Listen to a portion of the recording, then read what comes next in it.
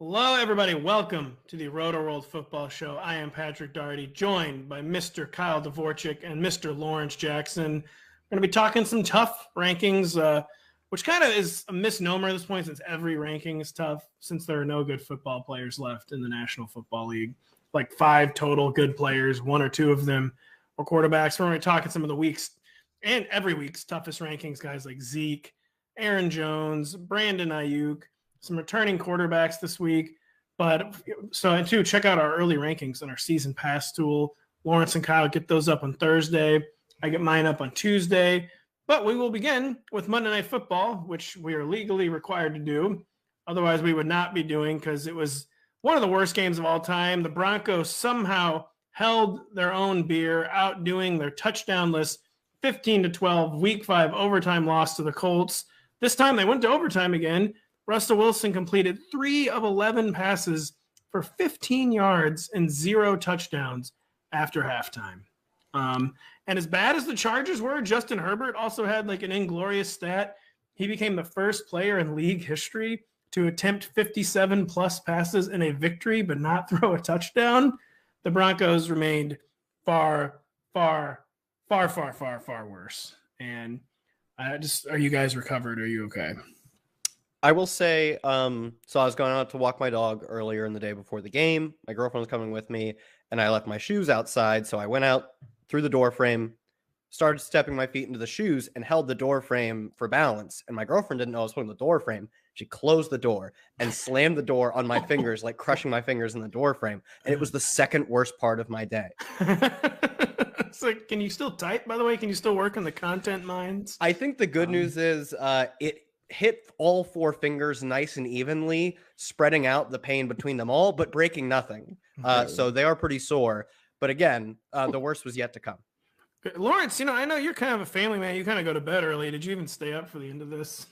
Yeah, I did, because, y'all know me, man. At the end of the day, football is football, but boy, them eyes was heavy. They was getting heavy, man. My eyes is just like doing this right here, man. Did you know there wasn't a single first down in overtime? Yeah, that's tough, and it's just ironic how in these primetime games that this keep happening more often than not. You mentioned the 15 yards that Russell Wilson threw in the second half. All I want to know is, where did the offense go from like the first 2 drives that the Broncos had? Like, if you do that, like, it might be a regular game. If it wasn't for the Denver Broncos defense these past couple of weeks, the Broncos would be getting smoked by 3 touchdowns every single week, man. But it's crazy. And ironically, about Russell Wilson, from a fantasy perspective, he was quarterback 15. Still, Justin Herbert was quarterback 24, and they won the game. 57 passes, still only quarterback 24. So that just lets you know these games is wild, man. 57. Even QB 24 feels like a triumph. Yeah. Do you guys remember a good primetime game this year? No, because they've all featured the Bears, the Seahawks, or the Broncos. And I looked up primetime games. Chiefs-Chargers, was that a good game? Yeah, it was on Thursday night. It was. That was a good game. I'm seeing Bezos paid $2.2 billion to make sure that game was good. That was the only one, because that's when Justin Herbert got the ribs and he was still throwing passes. So he was like, everybody made him seem like he was Goliath that day. So, and then it had a good in it. So that was a pretty good game. You're gonna see a theme here. Chiefs Raiders. It was a sloppy game. I don't think the team played particularly well, but like, dude, I'll take that over what we saw. You're seeing a theme here. Can't leave out that one. Yeah. When you start putting the good teams on primetime, I think you're gonna get more good games. But as you said, Pat, the Bears actually have some sort of thing in their contract with the distribution of profits for the ticket sales and whatnot, where they do play at least one game a week at 8 p.m. Yeah, so they don't. Their first noon Central game is actually week 22. They play a special schedule, so they actually go all the way through week 21 playing primetime games. Then in week 22 they get a game in there, and it's against Navy football. Yeah, and for some reason they're playing the midshipmen. Yeah, it is weird. Just everything about this game was weird. And I assess about everything going forward. Like Lawrence, like you said, there were people tweeting last night, like after the first quarter, like, wow, we're actually going to get a good Broncos game. Like people thought that they had like turned the corner, they had turned a new leaf, and they just had not. I kind of thought it would be better too, because like we said, we saw the last Thursday night game, the last Thursday night game, which the Broncos were in versus the Colts, which both offenses looked bad. Well, you saw the Colts bounce back and actually play offense in week 6. The Broncos still ain't playing offense yet, and that's mainly due to the fact of I don't think they know how they want to play offense yet. Yeah. That's a big problem. Yeah, they have no identity, not helped by the injuries in the backfield, which we'll get to in just a second. But I'll just ask you guys, then starting in the receiver core, what do we do with guys like Courtland Sutton, guys like Jerry Jeudy? Courtland Sutton got off to a really strong start, 72 yards, 122 yards, 97 yards his first 3 games, even as they were struggling. Now it's been 5 catches for 52 yards, 5 catches for 74 yards, and bottoming out Monday night, 2 catches for 14 yards. Jerry Jeudy hasn't eclipsed 60 yards since week 1. Doesn't seem to be at all on the same page with Russell Wilson. They seem kind of at loggerheads. Like last night, the ESPN cameras caught Jerry Jeudy and Melvin Gordon kind of like frustratingly talking, or it seemed like quite clear they were talking about Russell Wilson. And like Courtland Sutton seemed like he was going to be a wide receiver 1, and wide receiver is not deep like it is in some years. Where like he could have been a wide receiver 1, but like Kyle, is that just like a pipe dream at this point? And where do you rank like Jerry Jeudy? Can you call Jerry Jeudy a wide receiver 2? I mean, no, right? I would say I'm probably going to rank them both inside the top 24, and I don't know if I'll rank either one inside the top 20 because as we saw last night, I can't feel as confident as I did in like weeks 1, 2, and 3 that Courtland Sutton is clearly the guy here. But because one of them in any given week could step up, that's probably worth wide receiver 2 numbers, but neither of them are even like in the stratosphere of like top 15 type of players. And realistically, I'm going to have both ranked to say top 26 guys or something like that. And at least one of them isn't going to make it there. And possibly both of them aren't going to make it there. Yeah. Well, how do you feel about him without Russell Wilson? Because I just got the update that the hamstring injury could be quote unquote fairly significant. Tom Pelissero, that just popped up on the phone. So if they go forward without him, well, I mean, so you just mentioned Jeudy and Gordon was like kind of frustrated with Russell Wilson. Well, now they might not have to go forward with him. So now we have to see, what they do with the backup, possibly. I mean, I don't want to pile on. By the way. Yeah, I don't want to pile on to the Russell Wilson stuff, but if he's not in the lineup, Broncos country, let's ride. Oh, come on. Is it? Did you say it was Brett Rippon? I believe it's Brett Rippon still. Yeah, that's the backup. Yeah, it doesn't seem impossible. They do still have Kendall Hinton on the roster too. There you go. It's got really weird. And just one time for the one times, throw Kendall Hinton out there, just a drive. I will say, as bad as Russ has looked, I do think some of it still has to be coaching. I mean, not that this is like a groundbreaking point, definitely. But like we're still seeing stuff where like receivers are like running into each other, like stuff where it looks like the team like hasn't even practiced, and it's kind of like becoming like where's like the what's the tail? And I can't. I just thought about when you said receivers running into each other. I just thought about the movie Little Giants.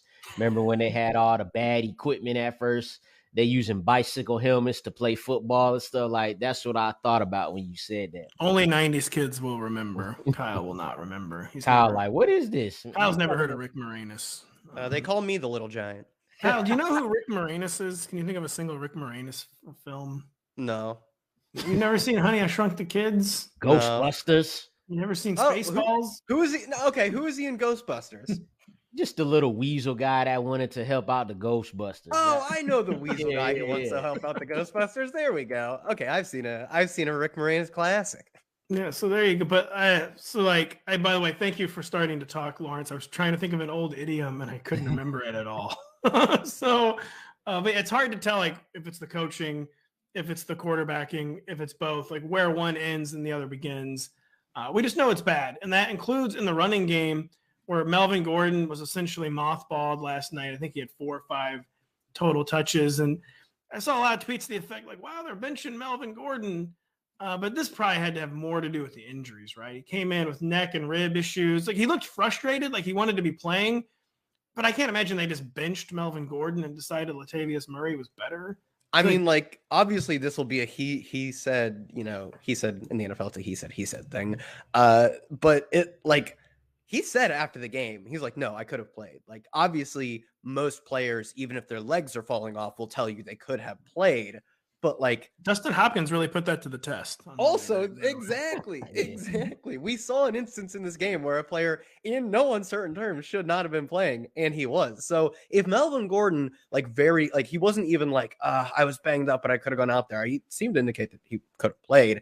And even if that isn't necessarily true or is a stretch of the truth, he still seemed annoyed in that conversation, whether or not he was being entirely 100% truthful or honest with himself. He's probably not in a good place right now with the team. I do think, honestly, I actually don't really think it was that injury related, because we also saw they benched Mike Boone too. Nathaniel Hackett also, he said it wasn't the injury. He said, as far as I'm concerned, it wasn't the injury. And it kind of, when he say that, it kind of make it sound like he putting it on the running backs coach or the offensive coordinator or something. So the way he was talking, it don't seem like an injury. He just seemed like, it's the Urban Meyer thing where you're like, you'd have to ask the running back coach what happened there. I just feel like it had to be. I mean, like, Melvin, I have the quote I was trying to find from Melvin. He said, I felt like I could have made a difference, but apparently not. Like, he's like back at I guess I can't help anymore. I'm not mad. Don't put it in the paper. Honestly, no, I don't think it's injury at all. Yeah. But by the way, last week I spur of the moment accepted a trade offer where I sent Kareem Hunt and I received Melvin Gordon. I was a Javonte Williams manager. And let's just say we both lost the trade. That's fair. 6. We both lost the trade. I don't know. So, I mean, I know we can't trust Melvin Gordon for week 7. Even if it was injury related, that's not like reassuring because we have no idea if he would be healthy or not. And like you said, I mean, he didn't appear hurt. He said he wasn't hurt. So I guess I cannot claim that it was because of the injury. And producer Adam, by the way, shares Brett Rippon's only career start came in 2020. He went 19 of 31 for 242 yards. 2 touchdowns, 3 interceptions, and a 37-28 loss to the Jets. Still would have easily been Russell Wilson's best. Yeah, at least there's some points in that one game. There was some points being scored. So actually, so the Broncos, I think, are averaging like 13 points a game. Yeah, they ain't got 28 points in the game yet. It's been 6 games. Pretty bad, especially after you give $250 million to a quarterback. Speaking of pretty bad, like I said, it's every position. That includes running back, where after like the top 15, 16, 17, you're getting into guys, this total committee land. It's like RB2s and Clyde Edwards-Helaire who you can't even guarantee will get more than 10 touches in a week. Same with Travis Etienne. It's just a bad scene right now. I'm having trouble ranking almost everybody. But Lawrence, we'll begin with you. Which running back are you having trouble ranking heading into week 7? Well, after watching week 6, it's definitely going to be Zeke for me. We talked about him last week a little bit. And you mentioned, Pat, last week about how his volume has been going up. Well, in week 6, his volume kind of went down a little bit, but he was a lot more efficient. This is the most efficient he's been running all season long. He got in the end zone, whatever. Now, what we didn't get this week was the bi-weekly long Tony Pollard run where we like, hey, man, get Zeke out of here. We didn't get that this week. We'll probably get it week 7 because they're playing the Lions, which is the worst team against running backs in fantasy. But then again, that brings you back to it. This is why you should like Zeke this week. They're 7-point favorites in the game. Dak Prescott is coming back. It sounds like the Lions gonna catch a beat down, but then you never know. Like the Lions offense is, good, fake. Just good, say it. They're good. They're good. I don't know. He said it on fake good. I think they could be fake good. Going into the Patriots game, I told people put that Patriots defense in there, and the Lions didn't score a point. So now they're facing another solid defense in the Cowboys. And so this spread could hold true. And in that case, you would see a lot of Zeke in that situation. Like, they got no problem giving him 19 and 20 carries, but they also had no problem giving him only 13 like he had in week 6. So that's what's making it hard to rank him. He's been the running back 20 over the past 3 weeks. So, and that's kind of where he's going to settle at, more so than the running back 39 that he was weeks 1 to 3. But for this week, even though they have a good matchup, it's tough to rank him because we could see Tony Pollard feasting on that defense as well. So, Lawrence, you say he's the RB20 over the past. I have him ranked as the RB20 in my initial rankings. And there you go. This one, so you said, it sets up very nicely. They're big home favorites against a really bad defense. Their quarterback's coming back. They kind of seem like they want to be philosophically run heavy in general. They're leaning on their defense. I think it'll still be a run game commitment, even with Dak back. But would you start Ezekiel Elliott this week, say, over Eno Benjamin, if James Conner and Darrell Williams remain sidelined? Eno Benjamin playing the Saints on Thursday Night Football. I might do it. I might. Yeah, just because of the matchup. Like, I would feel like Zeke could get another touchdown in this game. However many touchdowns Dallas get in this game, Zeke has to have one of them. Eno Benjamin getting the full workload versus the Saints is definitely it's a tough choice because Eno Benjamin could be the Deion Jackson of week 6, or of week 7. Sorry, he could be the Deion Jackson of this week, but then he could also be like the complete Eno opposite. Benjamin of next week. Yeah, the Eno Benjamin of real life, right? There you go. So that's tough. Ask me today, I'll say Zeke, but ask me Thursday morning, I might change that to Eno Benjamin. One more, Ezekiel Elliott or Jeff Wilson at home against the Kansas City Chiefs. Give me Jeff Wilson. He didn't do well against the Falcons, man, but he's still the lead dog right there. I trust him a little more. I think I read a report that said they may get Trent Williams back. That'll definitely affect my decision. So I would go Jeff Wilson there. I don't like Zeke that much. So I feel like we're talking about how we don't know where to rank Zeke every single week because we're never going to know where to rank Zeke. Kyle, J.K. Dobbins is joining Zeke on this list as someone who's just impossible to rank on a weekly basis. And unsurprisingly, you said in a text thread you were having trouble ranking him. Tell us about it. Yeah, I mean, last week, maybe it was just purely out of circumstance. John Harbaugh kind of indicated as much. I think he said he tightened up in this game, and that's why we saw more Kenyon Drake than really any team has the right to be playing. And to their credit, Drake got going. I think it was like 10 for 115, if I remember. He had 4 carries of 20-plus yards, 1 over 30. Yeah, I mean, when that guy's cooking, I guess you keep giving him the ball. But now it's sort of like what you said earlier, where, like, I don't know if it's injury or game plan. Harbaugh seemed to indicate in this instance it's injury. But it was, I mean, he's been back for 4 games now. It feels like at any point now, there is the risk that he, quote, tightens up, and then he goes out and does what he did last week, which is 7 carries, no targets, no touchdowns. Obviously, it was a matchup losing, performance for him. I started him in one of my main event teams, and I think my season is now over in that one. So I just purely based out of the gets you less than 4 points risk, it feels like I'm going to just keep feeling like I have to rank him lower.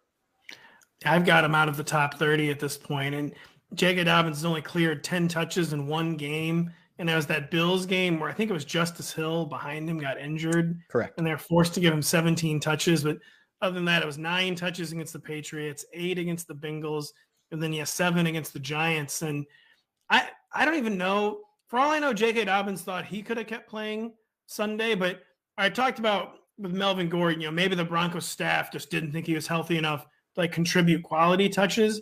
It definitely seems that way with the Ravens and J.K. Dobbins, where even if he thinks he's healthy, it seems like they're monitoring his health like a hawk, just continuing to not like what they're seeing. And I don't know what's going to change that at this point, a breakout game at some point, but how is he even going to breakout game if he's getting 7 to 8 touches? He's too talented. I feel like if he's truly healthy or on the road to health, he's going to get back in the top 24 at some point. But I guess Gus Edwards is coming back though soon. And Yeah. it could just be a lost year for a guy who looked like he was a summer bargain as he fell down draft boards.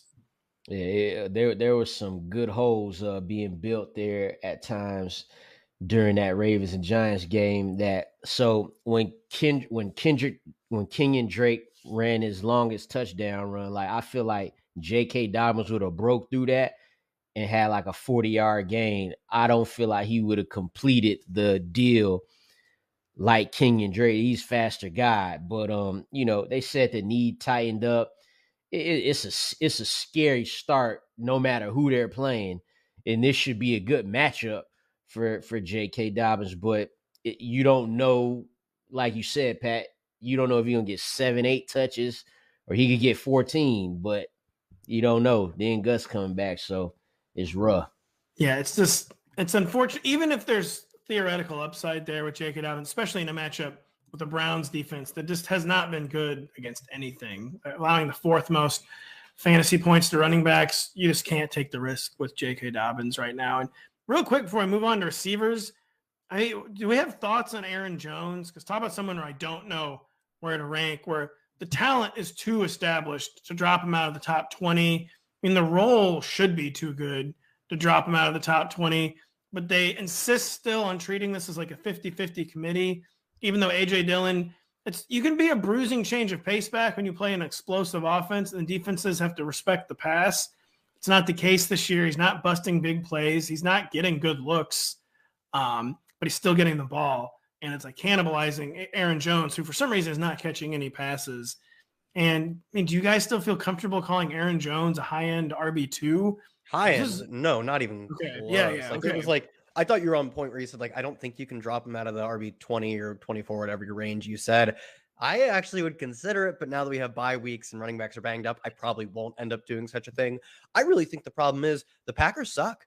They're just not good. They don't have good receivers. Like Aaron Rodgers can't make do with the little that he has to work with right now, and they haven't committed to using, and this probably makes sense. Like Aaron Jones isn't a wide receiver, right? Like I think he is a good pass catching running back, but you can't be like, well, Devontae Adams is out. Let's just use those splits where he catches 8 passes. Like that's just not how it works, right? He's not giving the same level of value on a per target basis on the real NFL level as someone like Devontae Adams. So I think that's probably why those splits don't hold up. But like he's just a committee back on a bad offense. Like they're not the worst offense, but they're not good. But Kyle, so he's a committee back on a bad offense. It's true.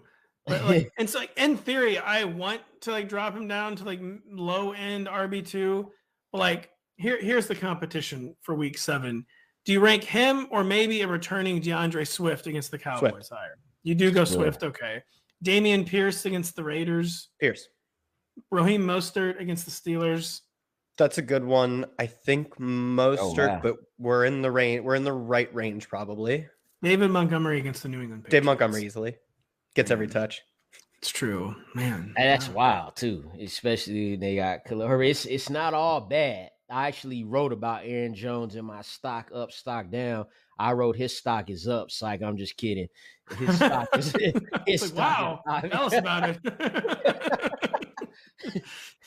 it. His stock is obviously down, which is wild because he's still the 14th best running back in fantasy when it comes to PPR terms. But it's like we expected a little more still, and he's got over 500 yards from scrimmage in 6 games. That's pretty good, but he not getting no touchdowns. He's not getting close to getting touchdowns because the offense ain't close to getting to. They just got dominated by the Jets, man. Like the Jets whooped them. They whooped them like the Jets was the Packers and the Packers was the Jets. This was just all flip-flop, man. And I'm like, what? They start to try to throw the ball to Aaron Jones late in the game. Like, oh, now you want to do that. No, you stink. The whole offense is just not rolling right now, and that's going to affect their best player on offense. I will never financially or emotionally recover from the fact that the Packers are so bad that they couldn't even put Zach Wilson in negative game script, and he couldn't give me any cheap points in my 2-quarterback league where I was forced to start him. Zach Wilson ain't even had to do nothing. He threw for 118 yards. No. I will never, ever, ever recover from that. I wanted 35 empty Zach Wilson attempts and just give me 2 touchdowns, please. Instead, he had to attempt 21 passes, and I'm done. We're done with the running back segment of this show. We'll be right back after this. Download the Rotoworld app to receive breaking player news all season long. Stay ahead of the competition by favoriting players on your roster, getting the latest injury updates, player news, and much more delivered right to your phone. It's available in your app store today. Before we move on to receivers, producer Adam, he made the stunning discovery. I actually believe it was you, Kyle, who made the stunning discovery that Brett Rippon actually won his lone career start against the Sam Darnold quarterback Jets. We said it was a loss. Brett, please don't sue us for libel. You won your game. You won your start in 2020. So moving on to wide receiver, where again, so receiver, we've gotten used to receiver being the position. We're like, man, it's 36 deep. Even the wide receivers 25 to 36, they could be wide receiver twos. That was like the narrative until apparently playing two safeties just ruined the NFL. This exotic look that no one had ever seen before, except for all the time. Receivers are no longer good at all. I don't rank any of these guys, man. But Lawrence, we'll start with you. Who has given you particular trouble at receiver this week? Our favorite guy, our wide receiver 11 right now, Amari Cooper. He'll actually have a chance to go up against the Ravens this weekend. The Ravens, who are the 7th worst against receivers in fantasy, although the Ravens defense has been playing a little better as of late versus the Bengals, obviously versus the Giants. So Amari Cooper get a chance to show a little something here. Weeks 1 through 3, he was wide receiver 12. The last 3 weeks, however, he's been wide receiver 24. Hasn't had 100 yards in a game since week 3. And in week 4, he had 9 yards. So now, now we're here. And it's Lawrence, he had 44 yards on 12 targets against the Patriots. And a touchdown, which helped them out, right? And now it's just like, well, which one we going to get? I kind of feel like it's which Browns offense you're going to get. Is Nick Chubb going to get going? I was just about to look at the Browns schedule because that's the right answer, I think. Yeah. You get Nick Chubb going, you can do anything you want. And most of the times, Nick Chubb does get going. So maybe this is an opportunity for him to bounce back. But seeing as how he was wide receiver 12 the first 3 weeks and wide receiver 24 the last 3 weeks, I would probably kind of put him in the middle there and bump him up one just because it's the Ravens defense. So, but it's still tough to actually rank them. Yeah, only Bill Belichick could stop Nick Chubb. And I'm keeping kind of the high end, kind of like more mid-range, I guess, wide receiver 2 faith with Amari Cooper. Just more because of the targets. Donovan Peoples-Jones is getting a lot of targets. David Njoku is getting pretty steady production at this point, but Amari Cooper has had 10 plus targets in 4 of his past 5 games. It's been really, one of them was the 9-yard outlier, Lawrence. That was one where he didn't get 10 plus targets, but he's getting such consistent targets. His touchdowns in 4 of his past 5 games too. We know where they're looking in the red zone at least. And just the locked in volume or the locked in red zone opportunities, I think keeps him higher than you would otherwise want to. It's just, this part of the board is just crazy. It's the Seahawks receivers. It's the Broncos receivers. It's Deontay Johnson. It's Christian Kirk. It's Brandon Cooks. This week it's Alan Lazard, man. That's how bad. No, it isn't. Dude, I'm telling you, man. Wait till you sit down to do it. Just wait till you sit down to do it. I'm telling you. Terry McLaurin, Juju Smith. It's crazy. You're on the boat coming back from war, and I'm going out to see something heinous, and I'm like, it's not that bad, and you're gonna see things you'll never unsee as you rank Alan Lazard as the wide receiver 21. Dude, it actually is crazy this week, and so yeah, Amari Cooper, frustrating though it is to get 44 yards on 12 targets. I think you have to keep him as a pretty locked in wide receiver 2 this week. Lawrence was on the right track. Kyle, who's giving you fits? Brandon Ayuk, mostly because I just want it to be Deebo Samuel's world and we're all just living in it. But Ayuk, at least last week, really pushed for it to be a true 1A, 1B situation. I traditionally with Jimmy Garoppolo under center, Deebo Samuel has just shredded because he fits with what we can do with Jimmy so well, which is get the guy the ball and then let him run for yak. Brandon Ayuk is also good, athletic, and get yak, but no one, truly no one does it like Deebo Samuel does. Last week, though, obviously it was Brandon Ayuk who absolutely balled out. He scored twice. He led the team with 11 targets, a 27% target share. the good news is even if I'm sort of wrong about Deebo Samuel, that maybe he's not like this clear wide receiver one like he was at the start of last year. And then again, kind of the start of this year, he had a really strong target share. Last week, still had a 24% target share. George Kittle was the exact same. Both of them got 10 targets. No one on the team got more than 4 targets outside of the top 3 receivers. That was like Kyle Juszczyk getting fullback targets. So the good news is I don't know exactly where to rank Ayuk, Deebo, and even to a lesser extent, George Kittle, but it's almost hard to go wrong with them because they have really solidified to the fact that they are throwing to 3 guys and no one else. And with the complexion of this team, yes, please, God, do only that. Lawrence, do you have any Ayuk thoughts? Pretty much the same thing. The numbers tell you that this is actually a wide receiver 1A, 1B type of situation.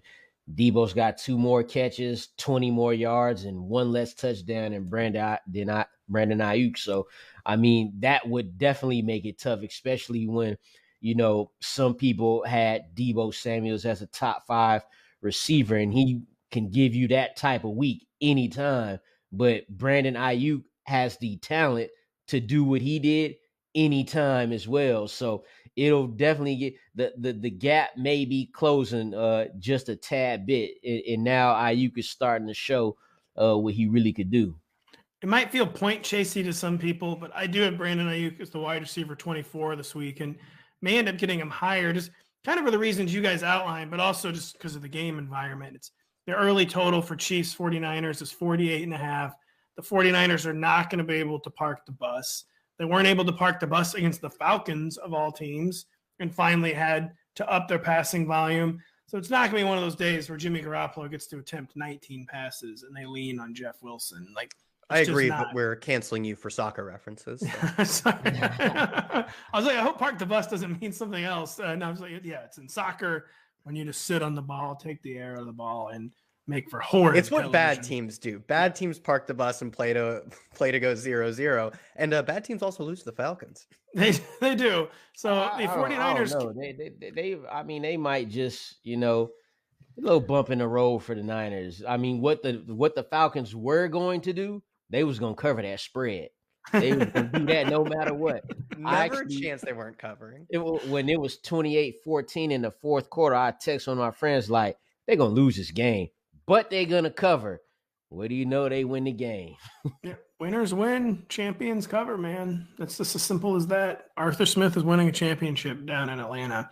But yeah, the volume is going to be there for Brandon Ayuk this week. And as you look at the receiver board, I mean, you actually are going to be shocked, Kyle. Like the people Brandon Ayuk is competing with, it's like Jerry Jeudy, Curtis Samuel, George Pickens, Jacoby Myers, Alec Pierce. Oh, you got to boost those Jacoby numbers up. Jacoby's good. He kind of burned me last week. I had him.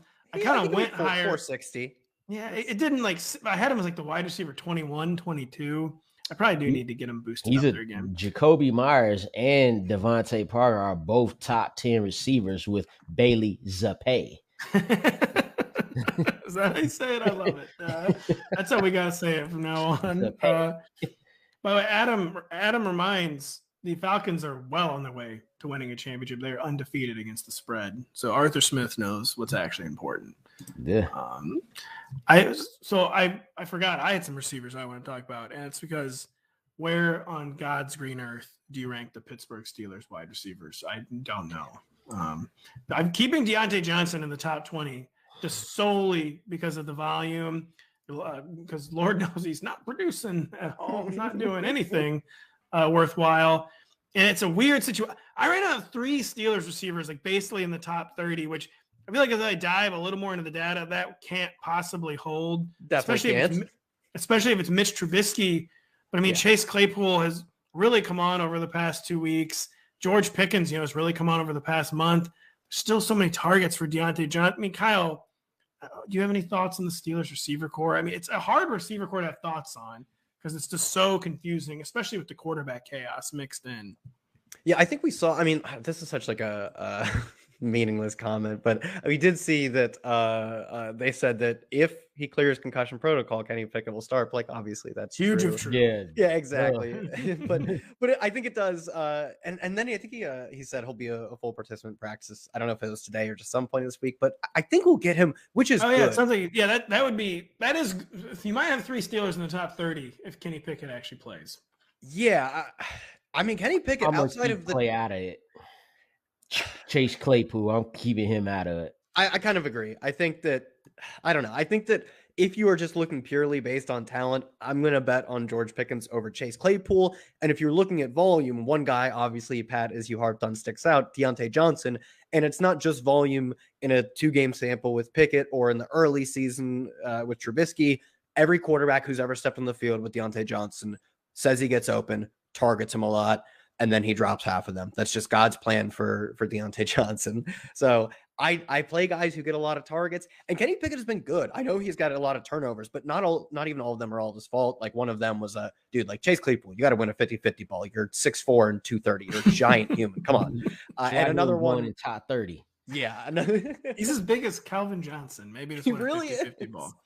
And one of them was a Hail Mary. Like, it doesn't matter if you get picked off in your Hail Mary or whatever. So like his CPOE is actually positive. Mitch Trubisky is not. His EPA per play is almost dead neutral. Mitch Trubisky's is not. He's an upgrade over Mitch. I don't think like he's leading them to the playoffs this year, but I want to see him in the lineup over Trubisky. Yeah. I probably get 2 of them in the top 30, and you know who they are. Claypool is a flex-worthy player though when Pickett is in the lineup. That's true, because again, a point we've made before, it's not like Kenny Pickett is like some elite downfield passer, but he occasionally passes down the field, which Ben Roethlisberger no longer did, and Mitch Trubisky just does not do. And always a negative game script. So you get a guy who has to pass, you get a guy who's actually willing to pass down the field, and it's a bad offense, but it's like a situation that ends up supporting at least 3 top 36 receivers, and maybe even 3 top. I'm telling you, man, just wait till you sit down and do these ranks. That's all I can say. Like Chase Claypool just had his first good game in like 106 games. He had a sort of good game in week 5. I agree. 5 catches for 50 yards is definitely good for Claypool. 12 targets. All I'm saying. Yeah. All right. Yeah, I'll go with that. But that can't be a decently good game if it also doesn't count as a decently good game for Jacoby Myers. Very good point. All right. Very good point. We'll be back to make more very good points about quarterbacks and tight ends right after this. Just a reminder, if you don't have the NBC Sports Predictor app, go download it now. Contests are free and easy to play, and you have a shot to win thousands this weekend by predicting what will happen in college football, on the NASCAR circuit, and in the Premier League. There's also $100,000 up for grabs by guessing the outcome between the Steelers and Dolphins in our Sunday Night 7 contest. Guys, I vetoed all your quarterback choices to talk about. I don't think any of mine were playing this week. So. That was the main problem with them, is they weren't playing in week 7. Oh man, Kyle just going off the list. Kyle wants to talk about Mark Bulger for some reason. That's weird. I don't think he's playing this week. But yeah, we decided to talk about the 2, or at least we hope the 2 returning quarterbacks this week. Dak Prescott for the Dallas Cowboys and Tua Tagovailoa for the Miami Dolphins. Lawrence, you said you had some thoughts on Tua. He's coming back to, who are they? I forget who the Dolphins are playing. Steelers. Pittsburgh Steelers, who are allowing a lot of passes. They had a good game last week, the Steelers pass defense against Tom Brady, but they're allowing a lot of wide receiver fantasy points. They've been allowing a lot of quarterback production since TJ Watt went down. What do you think about Tua returning this week, Lawrence? Yeah, first off, Adam just let us know that game is on Sunday Night Football on NBC, Steelers at Dolphins. So there we go right there. So hopefully Tua completes all of his deep passes on a primetime game, or else it's over. But yeah, the narratives will be strong in this one. Yeah, definitely. So yeah, like you just mentioned, the Steelers tightened up a little last week against the Bucs. I kind of almost feel like the Bucs offense is in a little bit of disarray, though. Things ain't all there with their offense. Things are close to or definitely there with the Dolphins offense. They almost beat this Vikings team. Teddy Bridgewater threw for over 300. That tells you what you need to know right there. They was right in the thick of that game. Jalen Waddle ended up losing the fumble there. So you get Tua back in there. It should be a decent go, but why I have trouble ranking him is because of how the Steelers just played against the Bucs. So at any given time, man, this the NFL. Anything can happen any given Sunday. You saw the Steelers get mollywopped by the Buffalo Bills, and then they go and beat the Bucks. But now I'm starting to feel like, maybe that's because that was the Buffalo Bills, why they got drugged like that. You know what I'm saying? But that's still creeping in my mind, my thoughts with Tua. Still, even with that game versus the Bengals, when he left early, he's still the 10th best quarterback in fantasy on a points per game basis. Entered that Bengals game as the quarterback 6. So you got some hope there. The last time I ranked Tua, I had him as QB 7 that week in week 4 versus the Bengals. Because he's coming off the head injury, I don't know if I want to rank him that high. Just on the strength. You are? Yeah.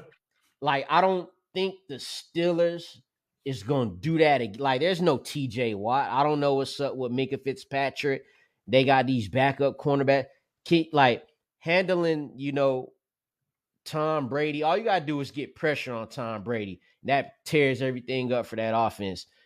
Having Mike Evans and Chris Godwin, that's an elite duo right there. But when you dealing with the speed of Tyreek Hill and Jalen Waddle, that's something different to deal with, So all of these thoughts are in my head, and so it's like, where do I want to rank him number 1 just because it's Tua, but I can't do that because Lamar exists this week. So we'll see.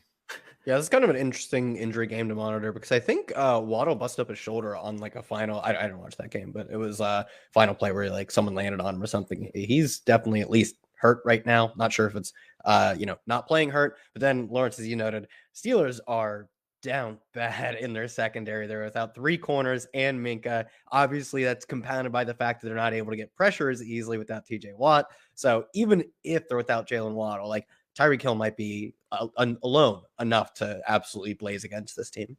And I have him as a QB7. It's partly because he played well when he hasn't been on the field much this year too, but he has played well when he has. The offense is just so well schemed and designed. I mean, they're getting Tyreek Hill 150 yards with Skylar Thompson and Teddy Bridgewater.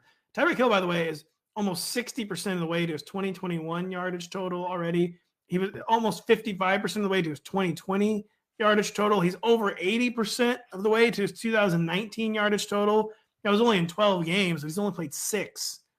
That's wild. So we thought he was playing with an elite offensive coach in Andy Reid. He's being schemed even better with Mike McDaniel. So just a crazy situation. I think you have to return Tua to kind of like the mid-range QB1 because in the competition, I don't know what the final order for this is going to be, but this is the competition right now. Derek Carr, Jimmy Garoppolo, maybe Jameis Winston, Matt Ryan, Geno Smith, Aaron Rodgers, Russell Name Wilson. some better ones. Start naming better ones. They don't exist. I'd say none of them so far. They don't exist. None They of don't them exist. so far. That's the thing. Jared Goff against Micah Parsons, Justin Fields against Bill Belichick. It's a bad week. Oh my God. I know. We might have Tua too low because there's no Josh Allen. There's no Josh Allen, too, right? No Kirk Cousins, no Captain Kirk. Okay, well, like we said, no Josh Allen, no Jalen Hurts. I think no Jalen Hurts, right? Someone double check me on that. No, there's no. The Eagles are on bye this week. That's what I thought. No Josh Allen, no Jalen Hurts. I might have Tua at quarterback. Tua. Oh no. And so it's the same situation where I'm getting Dak Prescott immediately back into the top 8. I mean, yeah, I think it's maybe a little more risky with him because he's been hurt. They've become so defense and run game oriented. But Lawrence, as you mentioned earlier in the show, the Cowboys are playing the Detroit Lions. And I feel like you just have to immediately return Dak to the top 8. Yeah, we talked about the Lions a little earlier. One of the best offenses, the worst defense. So I would feel good about most of Dallas's players. Even if somehow Dalton Schultz could get back to playing here, he's been successful with Dak. So we would like. I actually like Michael Gallup too. Now that Dak is back, yeah. But like you say, like no Josh Allen, no Jalen Hurts. We probably find Dak and Tua 100% inside the top 10. It's just about maneuvering it and seeing who goes where, and both have good matchups. Both of these guys have good matchups, so it should definitely be interesting. We'll move on to tight end, where Again, we're sorry about talking about some of the same players every week, but Kyle Pitts, what do we do? Just what do we do? Do you guys? Is he still a tight end? Is he still a tight end one? As a matter of fact, I might just leave my seat right now. Is Kyle Pitts? Let's just start with the big. Is Kyle Pitts still a tight end one? Probably, but he is totally, without a doubt, in that tier of guys where you say he could be tight end 9 this week, or he could be tight end 17. Like, there's just no difference between them. I mean, they're not even giving him a full allotment of snaps. He's played roughly 2/3 or fewer of the team snaps in each of his past 3 games. And they're doing that with Drake London too in the past 2 weeks. And it is like nails on a chalkboard. And that chalkboard is like my rib cage. It is unreal how they just refuse. And it's kind of working. I think they're 3-3 and they have like a top 5 offense by each play. They're 6-0. They've covered 6 games. Okay. That's true. When it matters, they're 6-0.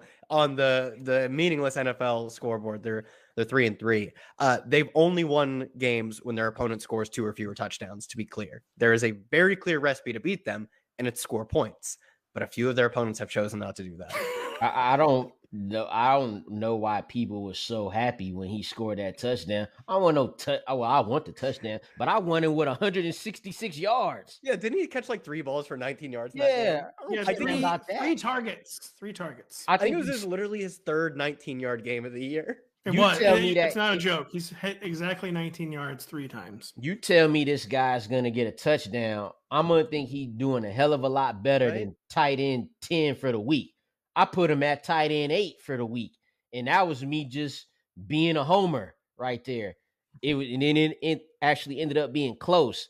I'll probably have him somewhere in the same spot this week because, like Kyle said, he's supposed to be part of that Mark Andrews, Travis. That's just not it. That's not we're the results are the results. He ain't that dude. Not with this coach. Not with this scheme. That's not what they want to do. He's just a guy. I look at the game and I see them on the goal line and they show Kyle Pitts on the sideline. And I'm just like, what is this? So I'm actually not too confused where to rank him because I know it ain't top 5. It's not top 5. I have him, my initial go through, I have him as the tight end 12. And it's behind guys like Evan Ingram, Robert Tonyan, Gerald Everett, Darren Waller's coming back this week. At least we hope Darren Waller's coming back this week. We don't actually know if he's coming back this week. And I have him ahead of Hayden Hurst, Hunter Henry, Noah Fant. That's how bad tight end is right now. So the guys behind him, even with the shockingly low volume, even with like the shockingly low route participation, Kyle Pitts kind of can just live on upside alone in the top 12. Man, it's going to be how many more 19-yard games? I guess he can just live on upside. I'm not sure. Let me just get my 9th cigarette of the day. I guess you got to play him for all that upside he's got. Show me the GD upside. Where is it, please? Yeah, I'm gonna go tight end 7 this week. I think I'm gonna have him like in that 9-10 range. I had him tight end 8 last week, so since he scored, that's in my good graces now. So you get a bump up now. You get a bump. Kyle, you wanted to end the show by talking about the most exciting player in the NFL. Well, it's New York Football Giants tight end Daniel Bellinger. Well, close. Daniel Bellinger. What do we think about Daniel Bellinger? There is a chance. How many touchdowns did Daniel Jones throw versus the Packers? Because if he threw none, which is possible, he and Daniel Bellinger are the same amount of touchdown passes in the past 2 weeks. Because Bellinger ran his end. He was trying to throw one. Danny Jones threw 0 touchdown passes against the Green Bay Packers. Well, at least we got our one rushing. I watched that game. They ran a double reverse that it's nearly ended in absolute disaster. It turns out when you have a double reverse going to Daniel Bellinger, bad things should happen, but he got it, tucked it, and then just ran it in instead of throwing the football and scored the touchdown. Also scored a touchdown last week, but more importantly, what I care about is in the past 3 weeks, his snap share has gone 60, 74, 94, and his targets jumped to 5 last week.